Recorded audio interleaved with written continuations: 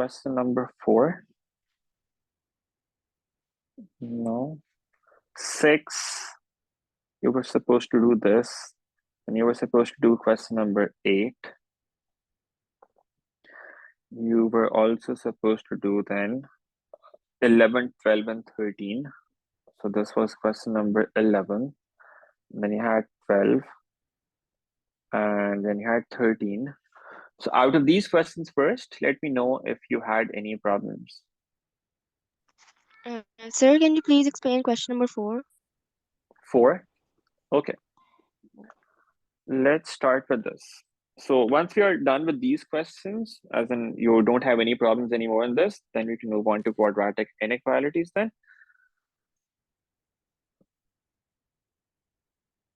And after that, you should be able to do most of the worksheet.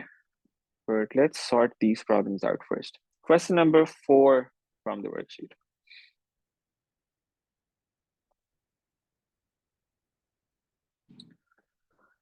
All right, so it says the equation x squared plus px plus q equal to 0, where p and q are constants. It has roots -3 and 5. We need to find the values of p and q. So we have this equation, x squared plus px plus q equal to 0. We are given that it has these two roots, -3 and 5. That means these are the solutions of this equation, right? Now, we are supposed to find the values of p and q. How do you find these values?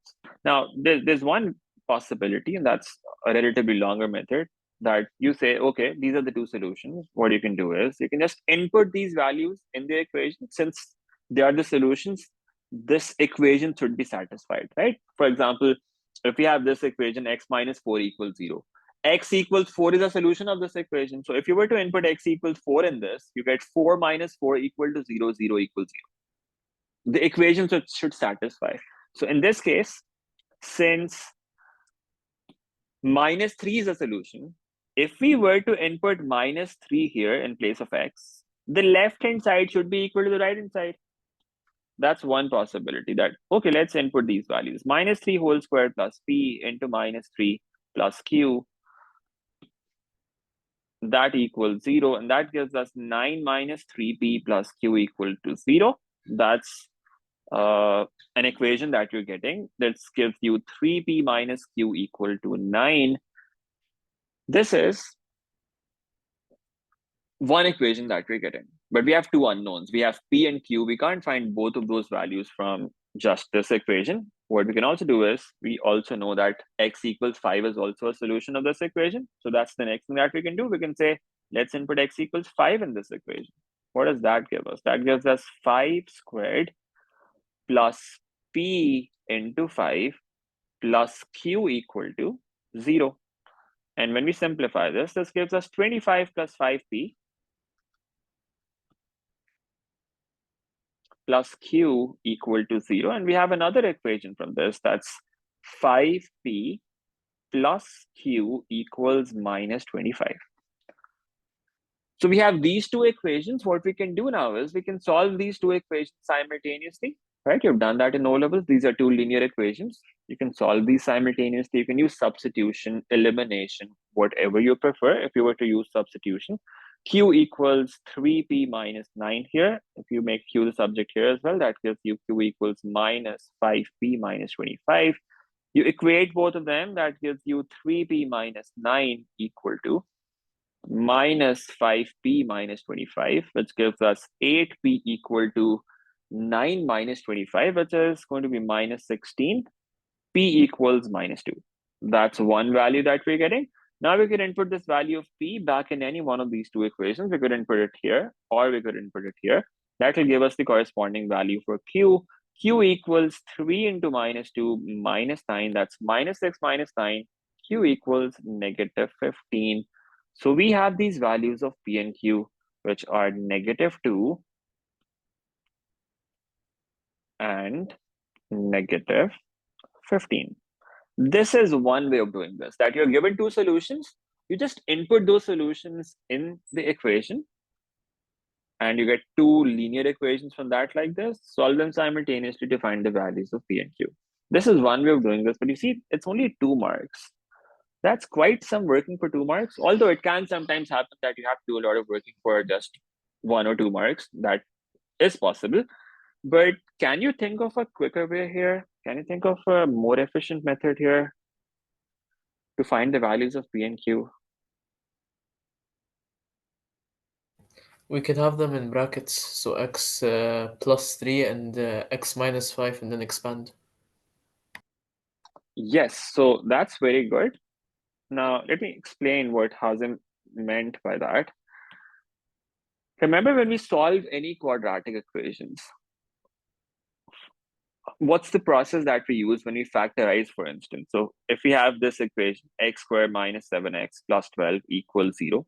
If we were to solve this equation, what would be the process that we follow for this? We could say, let's factorize this. If we do this, if we do factorization, we get x squared minus 4x minus 3x plus 12 equal to 0.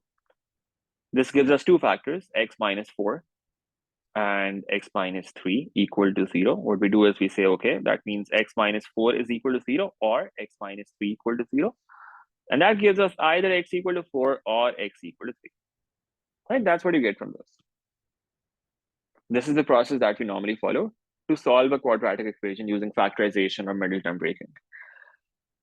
Now, in this question, they are basically giving you, they've given you the final answers. They have given you that x equals minus 3 and x equals 5 are the solutions of this particular equation.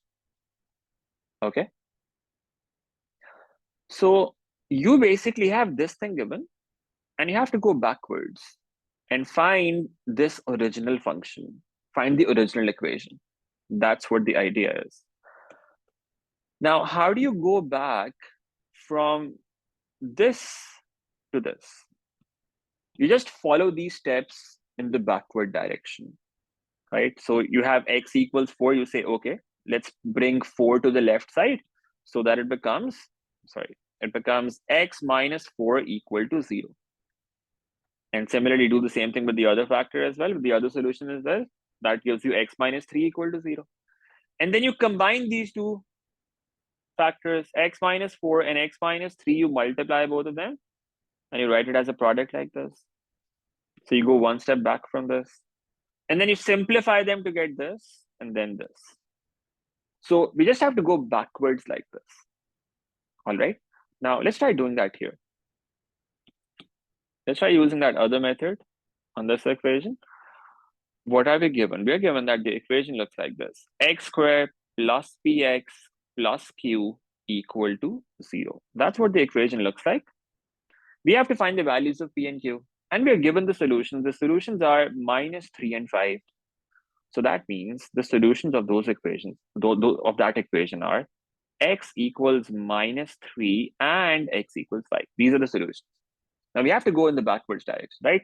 Let's bring this minus 3 to the other side. That gives you x plus 3 equal to 0. This gives us x minus 5 equal to 0. These are the two factors that you have now. You combine them to get x plus 3 into x minus 5 equal to 0. This is what the equation should have been. Now you simplify this. X into x, that's x squared. 3 into x is 3x, minus 5 into x is minus 5x, and then minus 15 equals 0. You simplify this to get x squared minus 2x minus 15 equal to 0. And that's the equation that we were supposed to have here. You compare it with that and find the values of p and q. X squared minus 2x minus 15 equals 0. That means the value of p, therefore, is supposed to be negative 2, and the value of q is supposed to be negative 15. And you say p equals minus 2 then, and q equals minus 15. These are the two values that you were looking for. Make sense? That's another way of doing this. That's a quicker way of doing this. This is also what you should know about. We've actually done something similar to this in O-levels as well. I've actually seen at least one question like this in O-levels where they have a graph given and there are roots of the graph given, and you have to find the equation from that somehow. This is the process that we use there as well. But anyway, that's how you do it. Okay. Now, just another point here.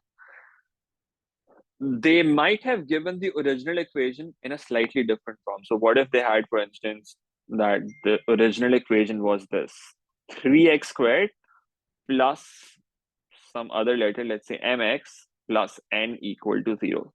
What if the equation was like this? Instead of this, what if they said it was 3x squared plus mx plus n equal to 0? What would be the value of n, and what would be the value of m in this case? What do you think?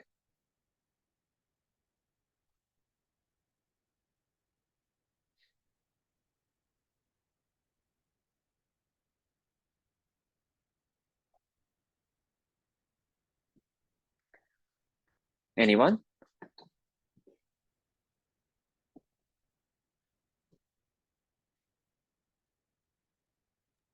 Sir, same value. Same values. The equation that you're getting here from that process is x squared minus 2x minus 15 equal to 0. If you compare these two, here you've got 3x squared, and what you got is only x squared. What you have to do here is, in order to be able to compare these two equations, you would first need to make this x squared 3x squared as well. Otherwise, you can't compare, because then the first terms don't match. Right? Here the first term is 3x squared, here the first term is x squared. They don't match each other. You would first need to multiply this equation by 3. That would give you 3x squared minus 6x minus 45 equal to 0. That would have the same solutions as well, right? And then you compare the two. You say m therefore should be minus 6 and n should be minus 45 here. Okay? So m here would have been minus 6 and n would have been minus 45. In this particular question, the actual question, we only had x squared here. And we were also getting x squared, so we could compare directly. But if you had some other coefficient with x squared there, you would have had to do something like this. We'd have to multiply the equation by that number to be able to compare. Is that okay?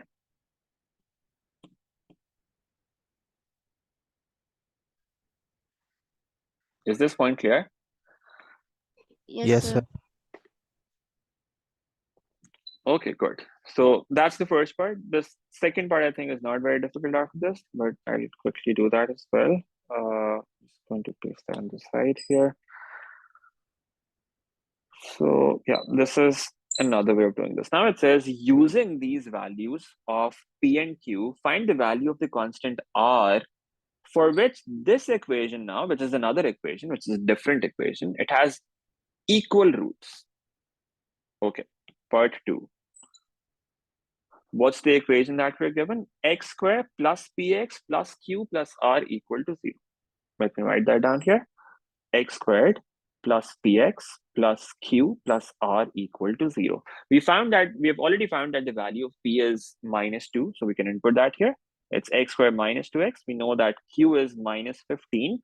We input that here as well. We have plus r equal to 0. And they're saying, find the value of r for which this equation has equal roots. What does equal roots mean? Remember those cases that we have done? You could have different roots, 2 different roots. In that case, b squared minus 4ac is greater than 0. If a quadratic equation has equal roots, that means b squared minus 4ac is equal to 0. And if the quadratic equation does not have any roots, it means b squared minus 4ac is less than 0. So equal roots means b squared minus 4ac is supposed to be equal to 0. That's all that it means. So you just have to find b squared minus 4ac from this, put that equal to 0. It's already in the standard form, the equation. You can say a is 1, b is minus 2, and c is minus 15 plus r. Remember, constant is all the terms that do not have an x in them. So minus 15 plus r, this whole thing is the constant. And now we can just say b square minus 4ac should be equal to 0 minus 2 whole squared. Please be careful with brackets here. Minus 2, this whole thing, it should be inside the brackets. Then you have whole square on top of that. Minus 4 into 1 into minus 15 plus r equals 0. And that gives us 4. Minus 4 into minus 15 is plus 60. Minus 4 into r, that's minus 4r. That gives us 64 equal to 4r. R equals 64 over 4, which is going to be 16. That's the value that we were looking for. Okay? That was part 2. That was pretty straightforward. We did not really have to do anything difficult here. Any problems? No, sir. Okay, good. Let's move on to the next one. So next is question number 8. Okay, so I was saying let's do question number 8 now. Okay, worksheet P1 quadratics. Worksheet. Question number 8. Let's try this.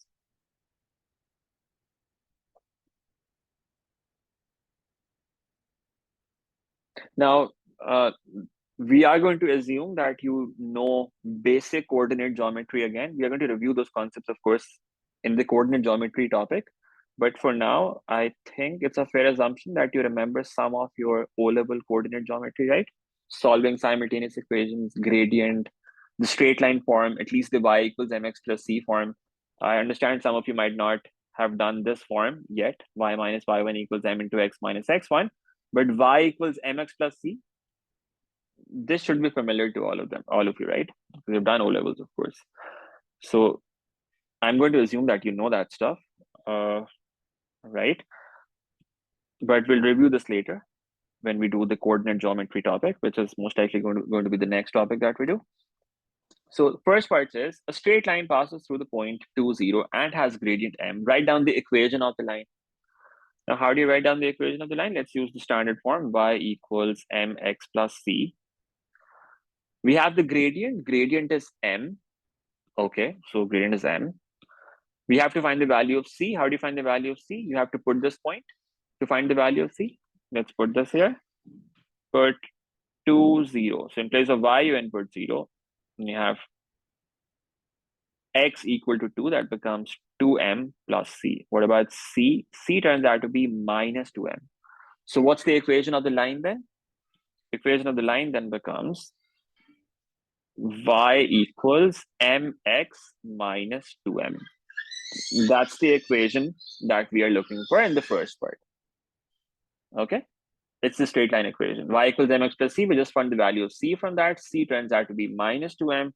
So that's the equation, mx minus 2m. Now the second part says, find the two values of m for which the line is a tangent to this curve. And then for each value of m, find the coordinates of the point where the line touches the curve. Now there are two parts of this part, right? There are two things that we have to do here. Let's do them step by step. What's the first thing that they ask for? They're asking for the two values of m for which the line is a tangent to the curve. Does that remind you of something? Line is a tangent to the curve. What does that mean? Sir, equal to 0. Equal to b 0. square minus 4ac is equal to 0, right? So there's only one solution. That means b square minus 4ac is equal to 0. That's what we have to use. Now we have a curve. The curve is this. Let me write that down here. Y equals x squared minus 4x plus 5. And we have a line. The line that they're talking about, that's this line, right? Y equals mx minus 2m. They're basically saying this line is a tangent to this curve. That means the line only meets the curve at one point, right? The line just touches the curve at one point, which means if we were to solve these two equations simultaneously, we should only be getting one answer. We have to use this b square minus 4ac equal to 0. In order to be able to use that, we first need to start the process of solving these two simultaneously. How do you solve two equations simultaneously? You basically equate them. You already have y as the subject in both of them. What you do is you equate both of them to get x squared minus 4x plus 5 equal to mx minus 2m. We are not going to find b squared minus 4ac from this directly. We are first going to equate the two. Okay, you're first going to equate the two, and then once we've equated them, we would want to convert the resulting equation to a form that looks like this: ax squared plus bx plus c equal to 0, because from that then we can find b squared minus 4ac. So this needs to be converted to the form ax squared plus bx plus c equal to 0. That means you want all terms on the left side, only 0 on the right side. So let's bring everything to the left side and see what that gives us. X squared, I'm going to write the like terms together, x squared terms together, x terms together, constant terms together. So that gives me x squared minus 4x minus mx plus 5 plus 2m equal to 0. And now we need to make sure that we have some coefficient of x squared and some coefficient of x and a constant term. X squared term is only 1, so the coefficient of x squared is just 1. What about the coefficient of x? What we're going to do is we are going to take x common and look at the rest of it together like this, that if we take x common like this, we are going to be left with minus 4 minus m with x like this. This is one way of writing this. Another way of writing this like this, you can have a negative outside. That's also fine. And you have 4 plus m inside and x common. What that means is this whole thing is the coefficient of x. And that is what we are going to be inputting in place of b here. That's the coefficient of x. Okay. And then what's the constant? Whichever terms do not have an x in them, they are constant. So 5 plus 2m, this is the constant. Now we use b squared minus 4ac equal to 0. Now it's often helpful to write down what is a and what is b and what is c first. A is 1. What about b? What's b? Can anyone tell me what b is? Minus 4 plus m. Minus 4 plus m. So minus sign is included there, remember. So minus into 4 plus m. 4 plus m is inside the brackets. Please be careful. Use brackets correctly here. This is not the same as minus 4 plus m. Okay? It's minus outside, and then you have 4 plus m inside brackets. If you had to write it without the bracket, you would write it like this: minus 4 minus m. Okay? But I would prefer that you write it this way, because that saves you in the next step. I'll show you why it's helpful when we input these values here. So we have minus into 4 plus m. Then what about c? In place of c, we've got 5 plus 2m. Let's just input these values in b squared minus 4ac now. What's b? b is minus into 4 plus m whole squared. Right? So in place of b, I've just input this whole thing and then whole squared that. Minus 4 into a, which is 1, into c, which is 5 plus 2m. That equals 0. Now we have a negative sign here, and then we have a whole square. Remember, square just gets rid of the negative sign. This negative sign is with the whole thing, right? It's with all of 4 plus m. So we can say it's the same thing as saying 4 plus m whole squared, right? It's the same thing as this. You could also write it like this: minus 4 minus m whole squared. Yes, but most people end up expanding this wrong then, right? Because the negative signs, 80% of the times they end up doing some plus minus errors there.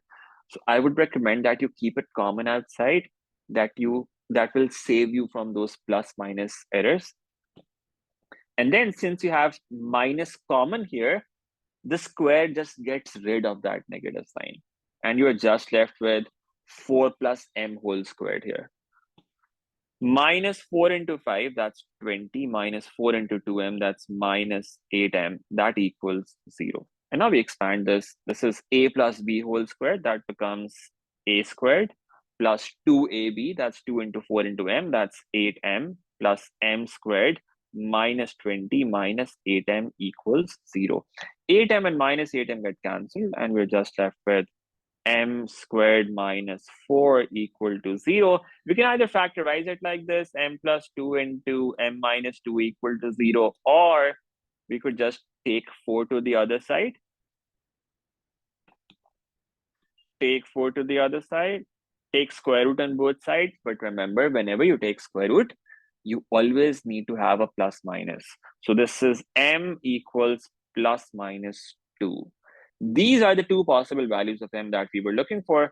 It says find the two values of m for which the line is a tangent to the curve. So these are the two values of m equals 2 or minus 2. If m equals one of these values, then the line would be a tangent to the curve. That's one thing that we were looking for. Okay. These are the two values of m that we have. Now it says for each value of m, find the coordinates of the point where the line touches the curve.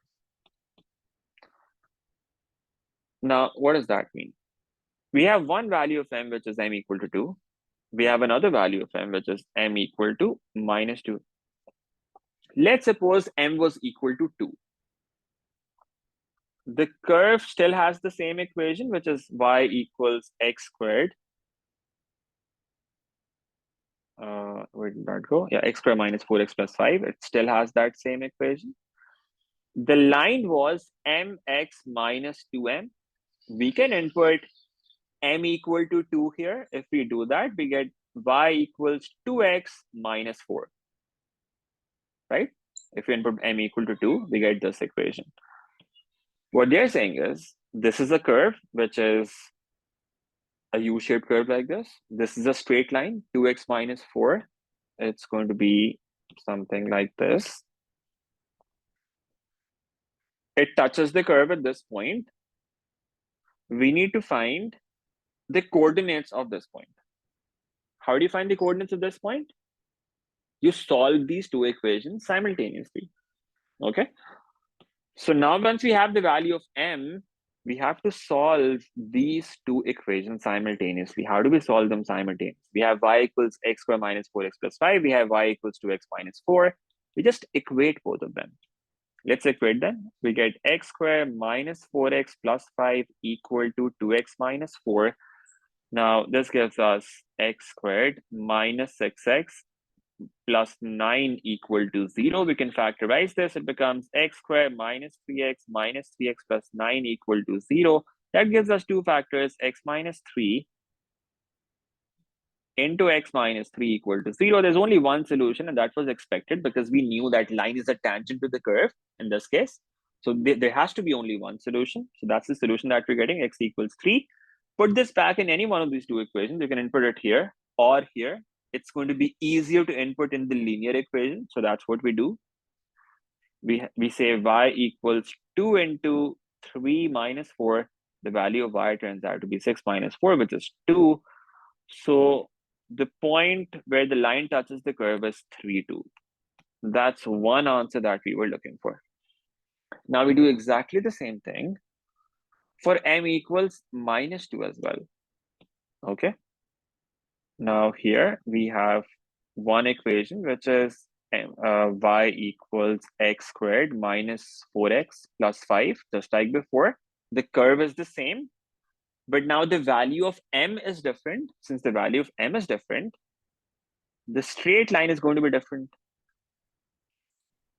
M is minus 2 now, so it becomes minus 2x, then minus 2 into minus 2, that's plus 4. That's the straight line. Now we solve these two equations simultaneously. We get x squared minus 4x plus 5, that equals minus 2x plus 4. Take everything to one side, x squared minus 4x plus 2x, that's x squared minus 2x. Plus 5 minus 4, that's plus 1 equal to 0. Let's factorize this. It becomes x squared minus x plus 1 equals 0. We get two factors from this, x minus 1 and x minus 1. Again, repeated roots, same roots from both of them, x equals 1. Put this back in any one of those two equations. You get the corresponding value for y. Minus 2 into 1 plus 4, y turns out to be 2 from this as well. And this point is 1 and 2. That's the other point that we were looking for. So m equals 2 gives us 3 and 2. And m equals minus 2 gives us 1 and 2. That's what we had to find here.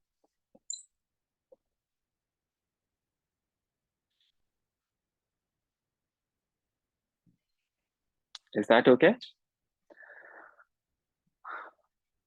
So that's how you would approach this. So let me repeat what we did here. They first said the line is a tangent to the curve. Find the values of m. For that, we just equated the two functions.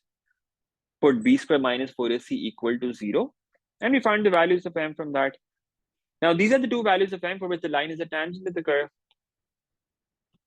These two values of m give us two different lines. This is one line. This is the other line. We have to find the point where each of those lines touches the curve. So basically, we just have to solve these simultaneously, solve each line simultaneously with the curve separately. Okay, that's what you have to do. And that gives you these 2 points. Now, for those of you who are thinking about this, we actually did most of this process that we did here by where we equated the two functions already here. When the equation was like this, we had the curves equation, we had the lines equation, we already equated both of them, and we got to something like this. You could actually save a couple of these steps by putting m equal to 2 and m equal to minus 2 directly in this step if you wanted. So you would have gotten these equations directly from that, right? That's another way of doing this, although that's going to be a bit more confusing for most people. So if you get that just by me hinting towards that, that's great. Otherwise, just do it like this, like I explained here. That's a proper way of doing this. That will be less prone to error as well. That you just do everything again. It's not going to take much time. It should be fine. Okay, I hope that makes sense. If you have any quick questions, let me know. Yes, Abdullah. Sir, I didn't understand that. Why did you inputted values of m into the equation 2 and minus 2? Okay. So we have this curve and we have this line. Let me write that down here. Y equals x squared minus 4x plus 5 and y equals mx minus 2m. They asked us for the values of m for which this line is a tangent to this curve. We found those two values of m. One value turned out to be 2 and the other turned out to be minus 2. Then they are saying for each value of m. So for each of these values of m that we have found already, we have to find the coordinates of the point where the line touches the curve. So we once have to use m equal to 2. Where do we have to use m equal to 2? This is where m is in the lines equation. So we just input m equal to 2 there. That gives us one equation. That's 2x minus 2. 2x minus 4, sorry. And when we input m equals minus 2, that gives us another equation, which is y equals minus 2x plus 4. If you think of it graphically, it's actually going to look like this. This is the curve. Y equals x squared minus 4x plus 5. These lines basically represent two tangents like this, that we have one tangent here, and we have found this point, and we have another tangent here, or maybe slightly here like this, and we found this point here. This one is y equals minus 2x plus 4, and this one is y equals 2x minus 4. Now, this is what it would graphically look like, roughly. So we have found this point and this point. So these were the two tangents that they were talking about. We solved each of those lines equations simultaneously with the curve that got us to those 2 points. And that's what's going on graphically here. So why are we inputting m there? Well, they've asked us to do exactly that. They've said for each of these values of m, that means you have to input those values of m in the equation, then find that. Is that okay? Yes, sir. All right.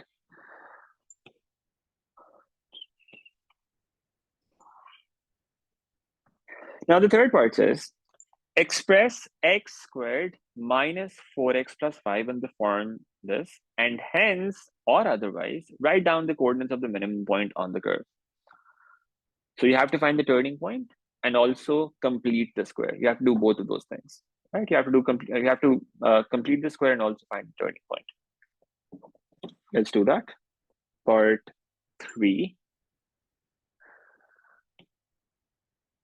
Y equals x squared minus 4x plus 5. It needs to be converted to this form that they've given, x plus a whole square plus b.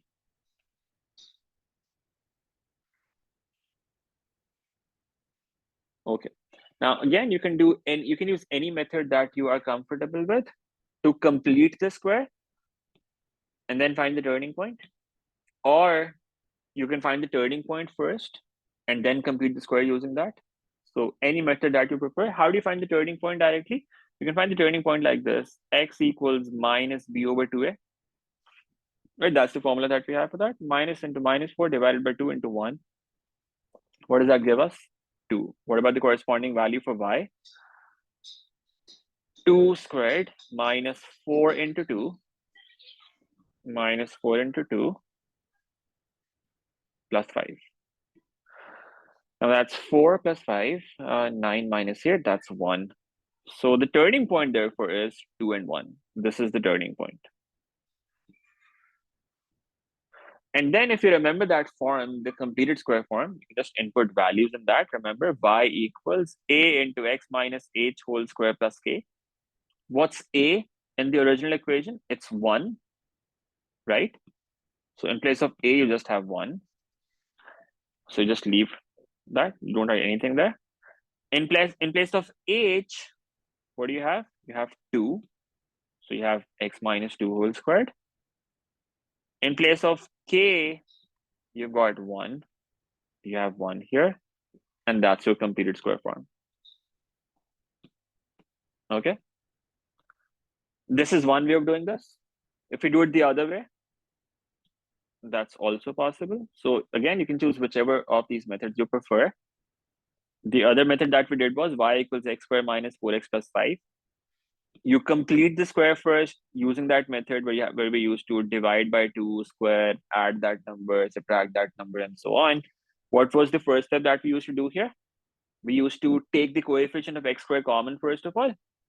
Well, we don't have any coefficient of x squared, it's just 1. So we don't have to worry about that. We can do this directly. X squared minus 4x, leave some space. Divide 4 by 2, that's 2. Square that. So that's 2 squared. You add this number and also subtract this number here. These 3 terms give you a perfect square. You take x from the first term, minus from the second term, 2 from the third term.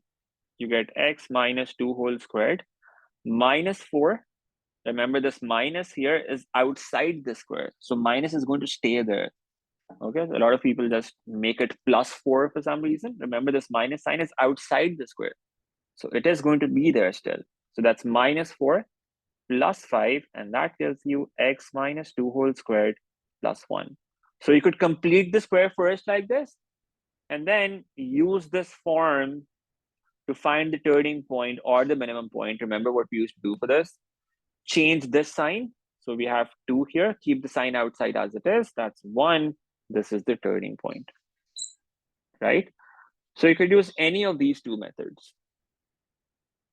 We've done both of these methods in detail, right? You could find the turning point like this first. This would be your h, this would be your k, and then since you remember this form, just input values in that, and that gives you the completed square form. Or you could use the other method like that. Is that all right? Any questions on this? That was part 3 of this. Pretty standard question. Any other problems from the worksheet? Any other problems from the worksheet? I think we can do one more question, and then tomorrow we start with quadratic inequalities then, inshallah. That's a major thing in this topic, because after that you should be able to do the rest of the questions as well. Apart from just one small concept, you should be able to do the rest of it. Yes, any problems? Any other questions from the worksheet?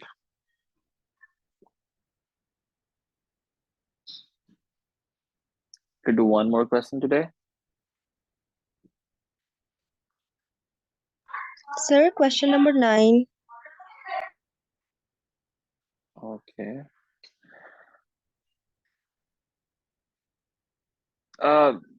You could try this right now as well, but I would prefer doing this when we've done that concept of hidden quadratic equations. We could most likely do that tomorrow as well. So tomorrow we'll be done with all the concepts of this topic. You can then take a couple of days until Thursday to do the rest of the questions. And then we'll do this as well, because this can be done 2 ways. You can do it without hidden quadratic equations as well, and you can do it using that as well. So I would prefer to do it once we've done that concept tomorrow. So there's a concept of disguised quadratic equations or hidden quadratic equations, which we'll be doing tomorrow, inshallah, along with quadratic inequalities. And then we could do this question after that. So from the first row that I assigned, is there any question, any other question from that row, the first row?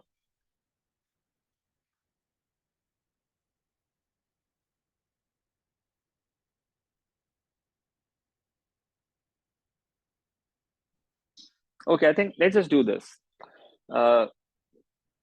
Question number 16, I'll give you a couple of minutes to try this, and then we'll do the first part of this. Second part involves an inequality. We're going to skip that for now. Just do the first part. We did a similar question when we were understanding the completing square process, but I would just want to make sure that you remember that process now. Question number 16, part 1. So take a minute or two and try this.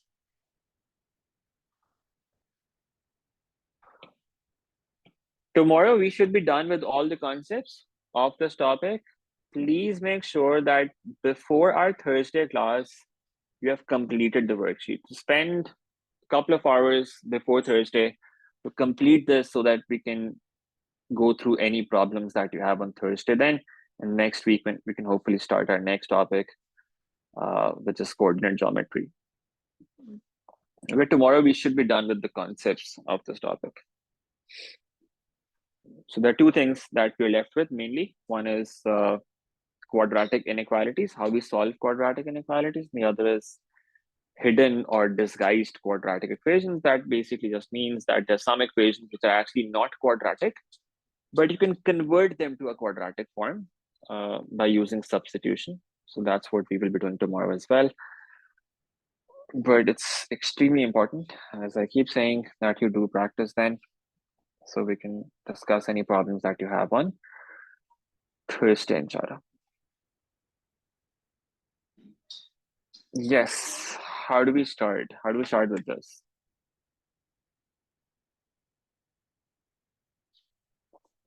How do we complete the square?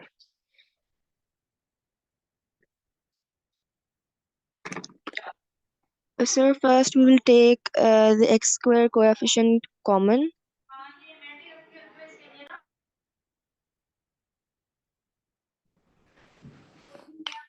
Okay, so saying the coefficient of x squared common.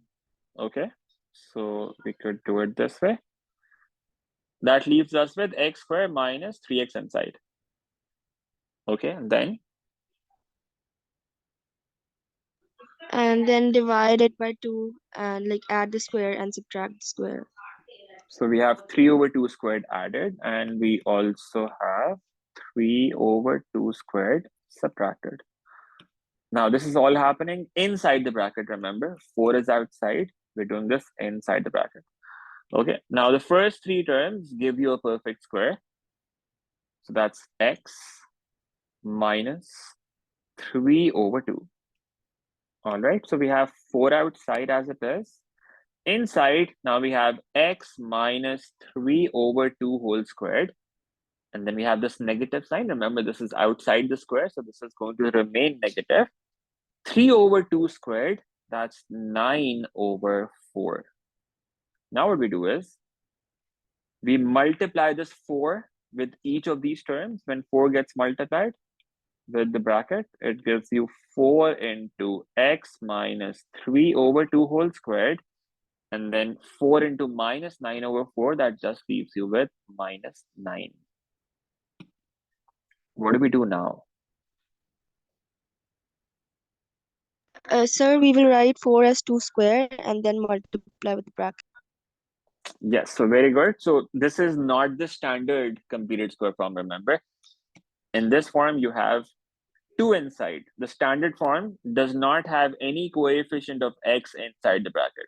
It only has x. It has 1 x, okay? But here we have 2x, and we have nothing outside. In our form, we're getting 4 outside. So we need to bring this 4 inside the bracket somehow. But we can't do that because 4 has power 1, and this bracket has power 2. We can't multiply bases that have different powers. So we have to make the powers the same first of all. So we can write 4 as 2 squared. That leaves us with x minus 3 over 2 whole squared inside as it is. And now the powers are the same. So when powers are the same, we can multiply the bases. We can multiply 2 inside. When 2 gets multiplied inside, 2 into x, that gives you 2x. 2 into minus 3 over 2. 2 and 2 get cancelled. We have minus 3. And we have whole power 2 minus 9. And that's the form that we wanted here. Okay. This is one way of doing this. You could use the other method as well to get to this stage and do the same thing at the end after that. The other method was minus b over 2a. So again, I'm just going to put that here as well so that you can choose the method that you prefer. That's your choice then. For instance, we could say x equals minus b over 2a. Let me write the function here first of all. The function was y equals 4x squared minus 12x. So we have x equals minus b, which is minus 12 over 2 times 4. That gives us 12 over 8, which is 3 over 2. What about the corresponding y value? Y equals 4 into 3 over 2 whole squared minus 12 into 3 over 2. What do we get from this?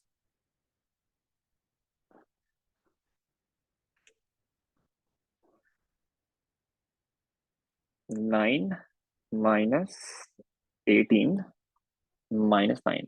This is minus 9, so this is h. This is your h. And this is your k. And then you remember that standard form, a into x minus h whole squared plus k. Just input values here. A is 4. So it's 4 into x minus h. That means x minus 3 over 2 whole squared plus k, that's minus 9. So you get to this step, just like this. And then you do the same thing here as well. 2 squared into x minus 3 over 2 whole squared minus 9. Multiply 2 inside, that gives you with, that leaves you with 2x minus 3 whole squared minus 9. And you get the same thing here as well. Okay, so you can use any of these 2 methods that we have done. Now, just to get an idea, how many of you prefer the first method here, the one on the left side? How many of you prefer the one on the right side, the second method? So we can just use that method for the rest of the questions that we practice for this topic. So can you write in the chat box if you prefer the first method or the second method? Write 1 or 2 in the chat box. So let's call this method number 1. Let's call this number method 2. Both.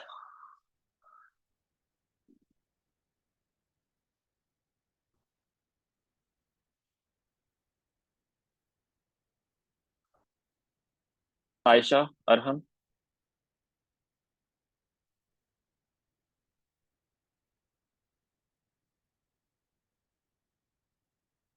Aisha, Arham. You prefer method 1 or method 2 here? Can you guys hear me? First, Arham and Aisha.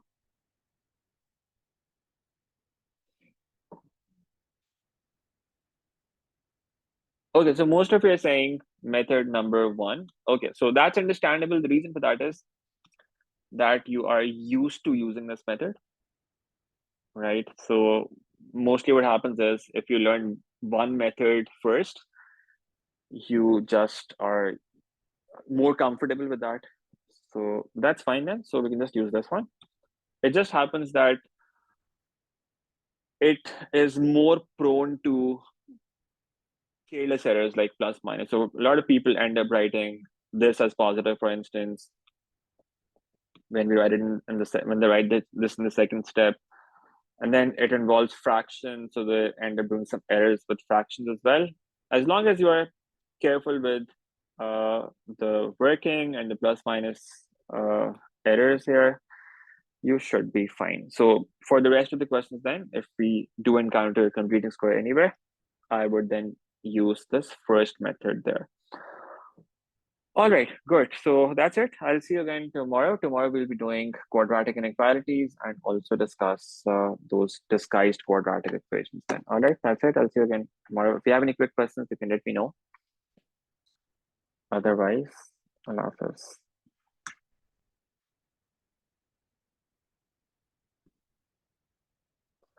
Okay, so if you have no questions, I'll see you again tomorrow then. Allah Hafiz.